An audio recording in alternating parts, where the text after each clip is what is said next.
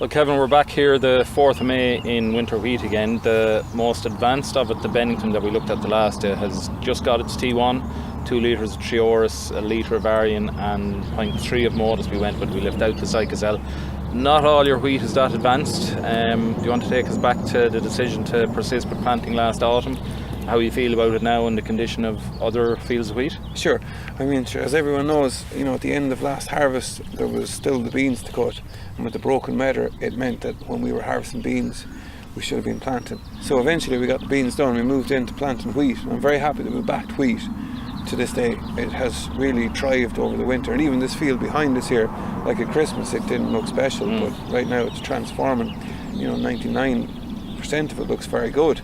That's not even the best of it, but that looks quite good. But if we look down now, we can see the very worst of it. Just as a farmer, I know it doesn't have the same potential as this now. It's clearly obvious, because when we look out here, we can see lots of green leaf. When we look down here, we can see a lot of topsoil and not too many plants. So I suppose, John, the question I was kind of thinking was, I can't leave it there on its own, but I don't want to give it the robust fungicide program that will be given to the good crop. So what would be your advice on what to hit this with? In essence, we kind of have 3 crops of wheat to be treating, and that's leaving aside any varietal issue. The more advanced stuff that we've already treated, everything got K too early to try and plant it on and thicken it up.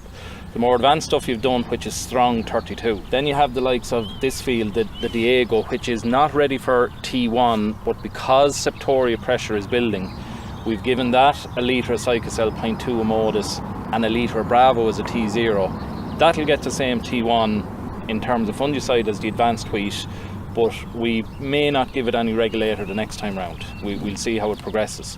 Everything has got uplift again because of the stresses, and as you've seen yourself, we've seen blotches on some of the leaves here and there. It hasn't been good growing conditions at all. This is a distinctly different crop on those bad patches of the headlands, and you're right, it doesn't make economic sense to throw a big heavy T1 at those, not in my opinion anyway.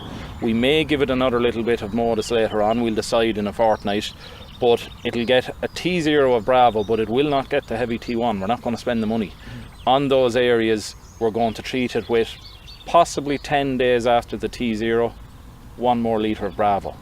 There's a risk in it. It's not covering things like mildew, it's not covering yellow rust.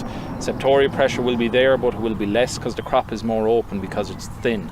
So we're trying to balance still getting the best out of the crop, but having an economic conscience about how much we spend. Sure. So that will be the approach.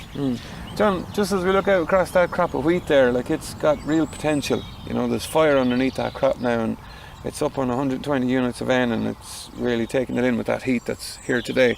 Is your thinking much the same around rates for T2 with the Dexter? It would be. T2 is critical to getting your yield in wheat by keeping disease control going. Last year it was a Dexar, and what I would have been happy with there is it was based on epoxy, which I'd still have a lot of faith in as the triazole component. We added Bravo to it, as you know. What we'll be doing again this year, focusing on cost. It's not all about Trioris, it just happens to be one of the products we sell, but we'll compare a number of options. We may go a Dexar, we could even go something like a Lattice. Depending on cost, we may revert back to Trioris with Opus Team, which is another very good value product, and the chlorothalonil in the Trioris hasn't gone up in price this year, which is good. But you're absolutely right, there's potential here to make money, so I don't see us reducing any rates. The only thing that might happen, if we're really unlucky and rain stays coming, you may yet have an application between T1 and T2 that might just be a litre of chlorothalonil, but just as another safety measure.